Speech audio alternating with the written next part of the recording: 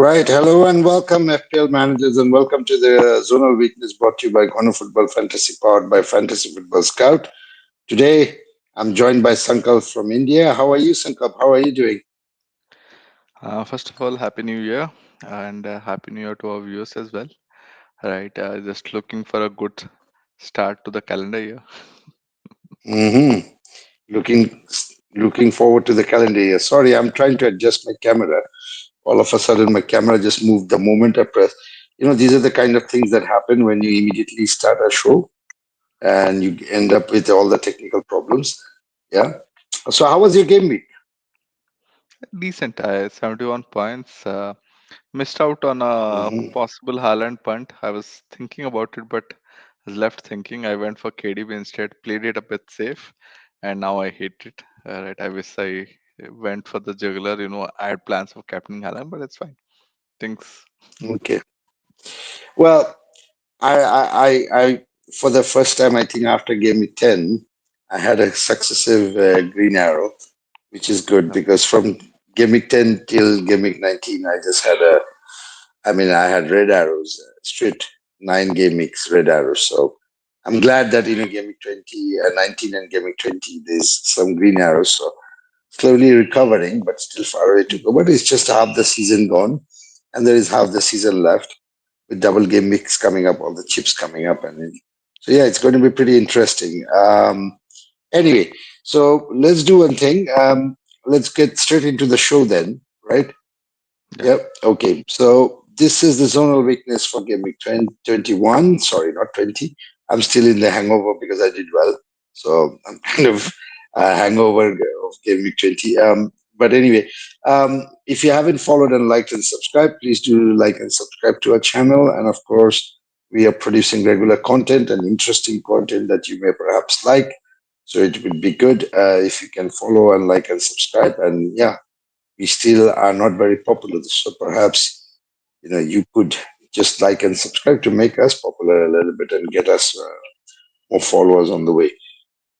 And yeah, all the stats that you see are taken from the Fantasy Football Scout members area. If you're interested in the data, click in the link in the description below, and of course, you would get access to the membership and access to all the data with a 40% discount.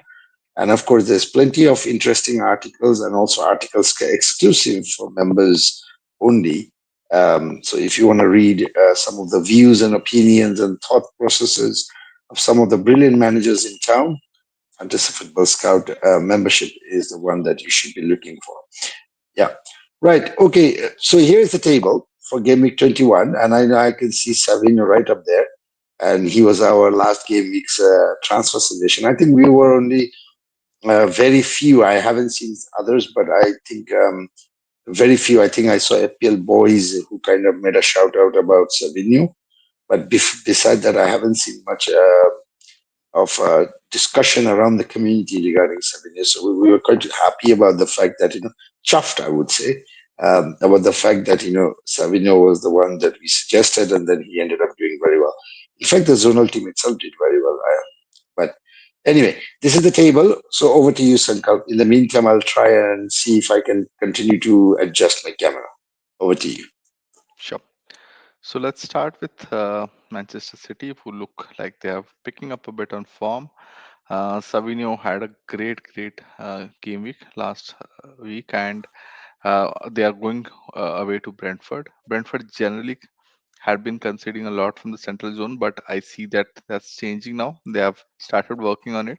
So Savinho this time is coming out third uh, on our zonal weakness, and there's also shout out for Guardiola, who's actually playing really upfront. There's a lot of times that we see him, getting into those zones, getting into those deep, late runs, and trying to get into set pieces, corners, etc. So someone to look at for sure. Had us considered Haaland is still there, second. And similarly, if you look at crosses considered, people like Bernardo Silva, even KDB, if he starts, he had a 90 plus minute game. So if he starts, I think they can be someone to look out. Next up, we have United, who had a really good game against Liverpool. Just for this pod we were discussing, Nadim and me. how almost Maguire scored that goal, and it would have been a famous victory. But nevertheless, they are at home to Southampton. This is a match that they would definitely like to win and take more points. And Poland, I think, will be the first XI, forward, and Southampton concede a lot of chances from the central zone, right? Yeah, even if you look at the right flank, both Fernandez or Garnacho might be a good place to punt, given the fact that Southampton do concede from that area as well. It seems the same for Ahmad as well. Right, crosses conceded again. We can see both Ahmad and Majurai, really getting highlighted here. Next up, we have Brighton. Slight change, recent news that we got to know. Joao Pedro is now injured, and I don't think he's expected to be available this week at all. Uh, so Enciso can be a shout out for this game week. He's right there as the first position when it comes to zonal weakness, supported by someone like Adingra or Mitoma. Mitoma is not having a great season, and we did see Adingra start the last match. So I think this game week we'll get to know who's now going to start from here on.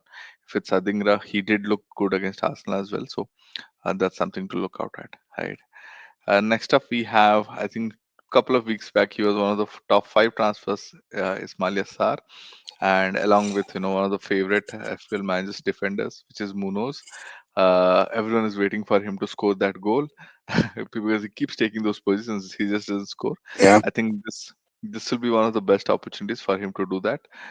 They go away to Leicester, and both Sar and Munoz are highlighted very heavily by zonal weakness, right? Similarly, on the other side, we do have someone like Eze. Eze is picking up. You see the old Eze now. I think he's much more fitter now post his return from injury. And overall, Palace have looked a good team. Headers considered, you see Mateta being highlighted, and similarly, Cross has considered both Sar and Munoz can be high on creating those opportunities for Mateta, right? Yeah. Next up, we have Chelsea, and they are at home to Bournemouth. Bournemouth have been playing really well over the last, I think, 7 to 10 weeks, but they did get some, double injury news.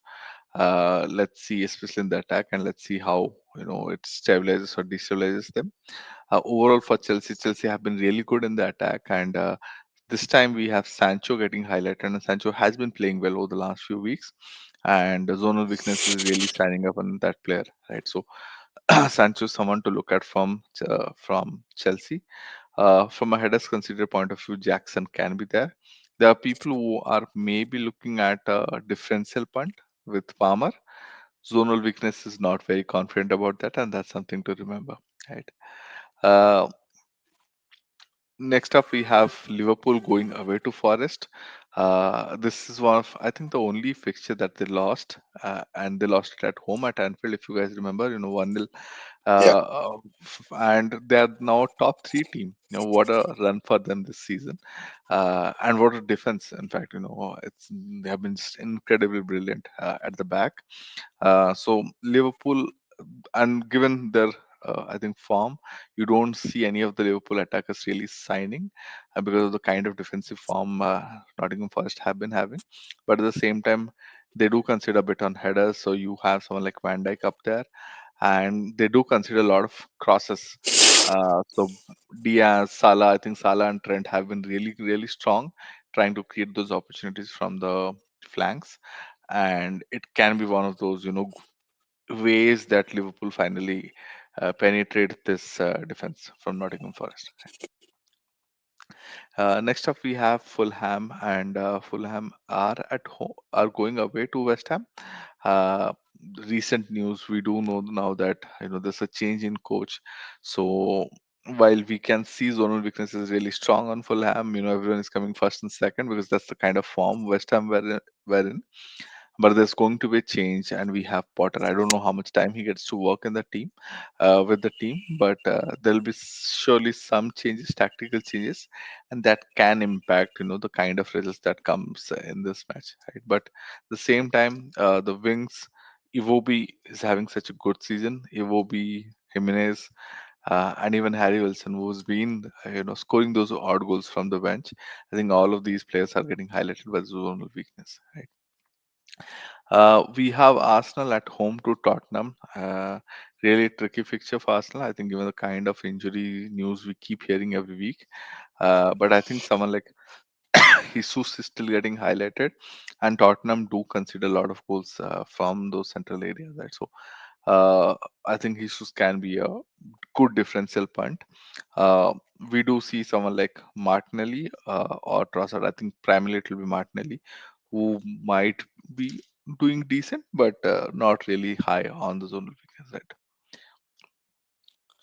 Right. So Ivy's been playing excellent, but he has not been delivering the equipment as we expected. I mean, there's nothing much, not even an assist over the last 3 game weeks or 4 game weeks, I think. And despite his zonal being very excellent and being very good, I mean, I'm kind of getting a little bit impatient. But then again, the moment I decide to sell him, perhaps he will start to score. So I'll just hold on to it. Let's see. As long as the zonal is good, I'll just keep him. So I hope this week is the week when he exploits the West Ham's leakiness. I would say. Right. Let's move on to the next slide then. And here it is. Sankalp, over to you. Yeah. Now you see a lot of greens, not the fixtures who are not the players that we are going to target. Newcastle at home to Wolves. And I think Murphy can be an interesting choice for this week. We do know that Isak and Gordon are on tremendous form, but from a general weakness point of view, Murphy or Livramento can be players to look at. Wolves do consider a lot of headers. That's the reason you see Burn up there, and they again consider a lot of opportunities again from the left flank. Right? So I think zonal weakness is very clear. The left flank is a flank to target, and these are the players in case you are looking at some sort of differential attack, to attack this fixture. Right. Similarly, we have Watkins going to a club again who have sacked the coach. We just got to know today that Saunders is fired. We have no idea on who can be the manager by the time the game week comes in. Uh, but in general, Watkins can be a player to look at because Everton do concede a lot of central opportunities. Similarly, from a crosses point of view, I think it comes more from a right flank, and someone like Rogers or Digne can be those players who are trying to create the opportunities or crosses for Watkins. Right? Um, we have Brentford going against City, so no one is really being called out, even though they are at home. Uh, Bumo has been on terrific form last couple of weeks at least, but in general, you do know that Brentford does really well against promoted teams. But when it comes to these big fixtures, you do not expect a lot of points from these assets. We have some technical difficulty. Yeah, seems like I don't know why I have lost my slides all of a sudden. Can you see anything, by the way? No, no. Um, no. So I'm just trying to get it back. Let me just, maybe it'll just give me just a couple of seconds, and I don't know why this is like just vanished. It happens. It happens to the best of us, to be honest. Right. Um, Still haven't got it. Um,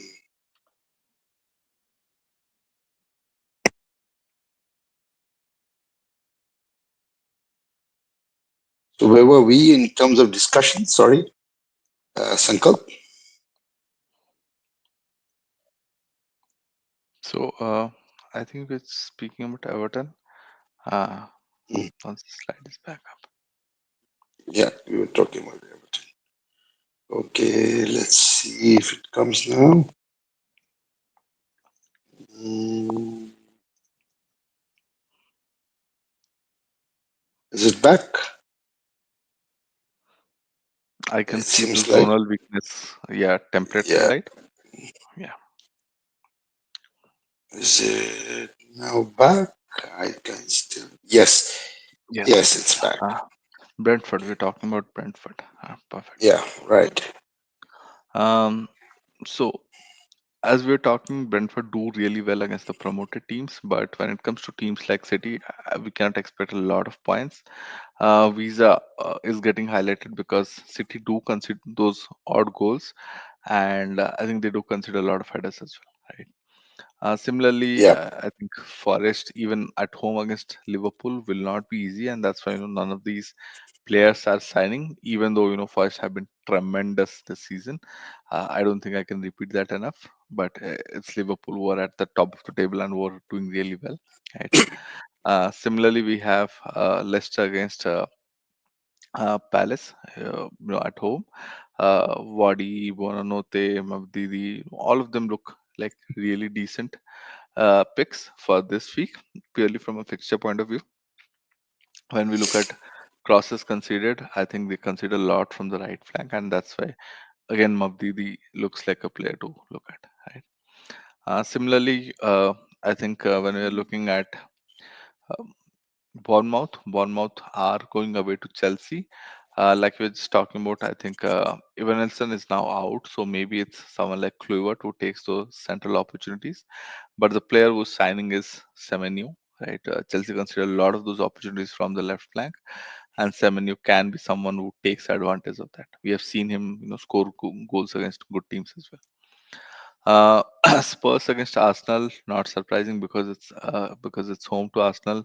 No one is really coming out on the top, but Spurs are Spurs. They can do the unpredictable, right? And they're so attack first in nature, and that you do expect one of these guys to still end up on the you know uh, goal seat, right? Last we have Ipswich who are at home to Brighton. I think players there are players who are on form. Someone like Delap is on form. Even Smodix.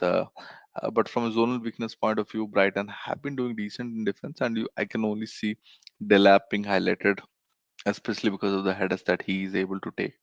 Right. So that's all from zonal weakness point of view for us. Right. right. If So you move on to the team, I think yes, yeah, there you some of go. the Yeah, perfect. So we have Holland, we have Pedro, but Pedro is injured now, so basically NCCO. We have Jimenez, we have Savinho, De Bruyne, Fernandes, Ismail Sarr, Munoz, Mazraoui, and Robinson. Right. These are the I think top 10 players for us in each of these positions. So in case you have any of these, I think not the week to sell for sure. So for players like Sara and all who may have blanked recently, but you keep them for this week. If you don't have them and you are looking for a punt, I think they should be on the top of the players you are looking to consider this game week. right. I think we are more or less covered then. Thanks, thanks, Sankalp and audience. Sorry, apologies for the technical difficulty in between, but I'm sure we managed to get through, so you will still be able to enjoy the video. But until then, Sankalp, good luck for the Game Week 21. And I was about to say Game Week 20 again, but no, good luck for the Game Week 21, and I will see you in Game Week 23. And audience, please do before you go, press that like button on the video, and thank you all for all the support. Take care. Bye bye.